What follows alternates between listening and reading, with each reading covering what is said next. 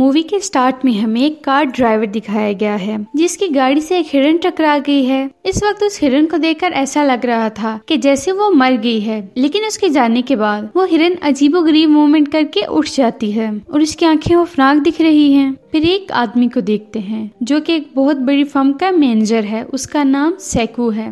कुछ अर्सा पहले ही इसकी तलाक हो चुकी है, जिसकी वजह से वो अपनी बेटी का ठीक से ख्याल भी नहीं रख पाता था। अगले दिन इसकी बेटी का बर्थडे होता है, लेकिन बर्थडे पर इसकी बेटी की ख्वाहिश है कि वो उसकी माँ से मुलाकात करवाए और उसे बोजान लेकर जाए, और वो अपनी बेटी की बात मान जाता है। फिर दोनों बाप बेटी एक ट्रेन से बोजान की तरफ चल पड़ते हैं। इस ट्रेन में और भी बहुत सारे लोग थे, जिनमें एक वर्किंग क्लास हस्बैंड सेंगुआ और उसकी प्रेग्नेंट वाइफ सेंगजोंग और उसके अलावा हाई स्कूल बास्केटबॉल टीम थी। जैसे ही ट्रेन का डोर ओपन होता है, एक लड़की वहाँ पर आती है जिसके पाँव पर किसी के काटने का निशान था, और देखते ही देखते वो लड़की ज़ुम्बी में बदल जाती है, और ज़ुम्बी बनते ही वो लड़की ट्रेन की एक अटेंडेंट को काट लेती है, और उसके काटते ही वो अटेंडेंट भी ज़ुम्बी में बदल जाती है, और उसके साथ ही वो और लोगों को काटते हैं, और ये वायरस फैल जाता है और बहुत से लोग ज़ुम्बी बनना शुरू हो जाते हैं। तो जो लोग बच जाते हैं वो पिछले इन्फेक्टेड लोगों के बॉक्स को छोड़कर सेफ बॉक्स में चले जाते हैं ताकि वो ज़ुम्बी से बच सके। वो इस डब्बे में न्यूज पर देखते हैं कि ये ज़ुम्बी वायरस इनकी ट्रेन में ही नहीं बल्कि पूरे मुल्क में फैल चुका है और बहुत से लोग ज़ुम्बी बन गए हैं। जब ये ट्रेन एक स्टेशन पर रुकती है तो सभी पैसेंजर्स बाहर निकलकर शहर की तरफ जाते हैं,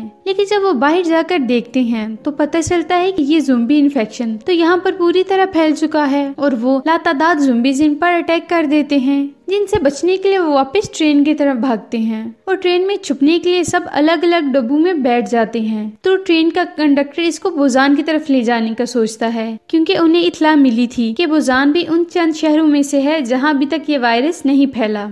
फिर सैकुओ, सेंगुआ और यंगोक रास्ता ढूंढते हुए बाकी पैसेंजर से भी मिलते हैं, और ये लोग मिलकर ट्रेन के अगले डब्बे की तरफ जाने की कोशिश करते हैं। इस कोशिश में उन्हें बहुत से ज़ुम्बी से मुकाबला करना पड़ता है। अगले डब्बों में और भी बहुत सारे लोग थे जो सेफ बैठे थे। ये 6 लोग बड़ी मुश्किल से इस डब्बे तक पहुंचे थे, लेकिन सेल्फी सीईओ उन्हें अंदर आने नहीं देता। उससे शक था कि ये लोग भी इन्फेक्टेड हो चुके हैं, इसलिए वो डब्बे के लोगों को भड़काता है, तो पैसेंजर इसकी बातों में आकर इन्हें अंदर आने नहीं देते। इस फाइट के दौरान सेंगो और कमजिन खुद को उन ज़ुम्बीज़ के आगे सेक्रीफाइस कर देते हैं ताकि बाकी 4 इस मौके का फायदा उठाकर सेफ बॉक्स में जा सके। इन चारों के अंदर आ जाने के बाद सीईओ इनको आइसोलेट कर देता है ताकि अगर ये लोग इन्फेक्टेड हैं तो बाकी लोग इनसे बच सके। इस डब्बे में एक लेडी अपसेट थी क्योंकि उसकी बहन ज़ुम्बी बन चुकी थी और दिमागी तवाज़ुन खो बैठती है। वो सेफ बॉक्स का डोर खोल लेती है, जिससे ज़ुम्बीज़ अंदर आ जाते हैं और सब लोगों को काटना शुरू कर देते हैं, जिससे सब लोग मारे जाते हैं, और बचते सिर्फ वो 4 लोग हैं जिनको चैम्बर में आइसोलेट किया गया था। वो थे सैकू, स्वान और सियोंग। इसके अलावा सीईओ और एक ट्रेन अटेंडेंट खुद को बाथरूम में कैद करके बचा लेते हैं। फिर हम देखते हैं कि इस ट्रेन का रास्ता ब्लॉक हो चुका है, क्योंकि इस जगह ट्रेन की पटरियां ब्लॉक थी। तो सब पैसेंजर ट्रेन से निकलकर किसी दूसरी ट्रेन को ढूंढने निकल आते हैं। इस तलाश में एक दूसरे से बिछड़ जाते हैं। सीईओ एक दफा फिर खुदगर्जी का मुजाहिरा करता है। वो अटेंडेंट को ज़ुम्बी की तरफ फेंक कर खुद को बचा लेता है, जिससे वो अटेंडेंट भी मारा जाता है, लेकिन सीईओ को भी एक ज़ुम्बी ने काट लिया और वो भी ज़ुम्बी बन गया है। फिर वो बचे हुए लोगों पर अटैक शुरू कर देता है।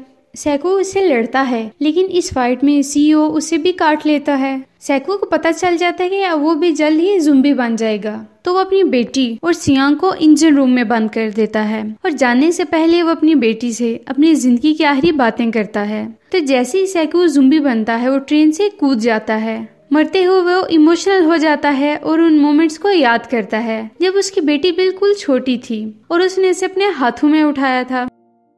अब ट्रेन बोजान पहुंच जाती है तो वहां स्वान और सियांग उतरते हैं, और ये दोनों ही वही थे जो उस ट्रेन में सरवाइव कर गए थे।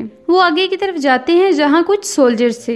ये सोल्जर्स बॉर्डर को ज़ुम्बी से डिफेंड कर रहे थे। इन दोनों को देखकर वो समझते हैं कि शायद ये भी ज़ुम्बीज़ हैं। वो इन दोनों को शूट करने ही वाले होते हैं कि उन्हें स्वान के सॉन्ग की आवाज आती है, जिससे वो समझ जाते हैं कि ये ज़ुम्बी नहीं बल्कि रियल इंसान है। स्वान वही सॉन्ग गा रही थी जो हमेशा अपने फादर के लिए गाना चाहती थी, लेकिन आज अपने फादर की डेथ के बाद उन्हें याद करके वो गाना गा रही थी, और यहीं पर ये मूवी खत्म हो जाती है। तो दोस्तों कैसी लगी आपको हमारी आज की वीडियो? अगर आपको हमारी वीडियो अच्छी लगी तो हमारी वीडियो को लाइक करें, शेयर करें, हमारे चैनल को सब्सक्राइब करें ताकि इस तरह की इंटरेस्टिंग वीडियोस आपको मिलती रहें।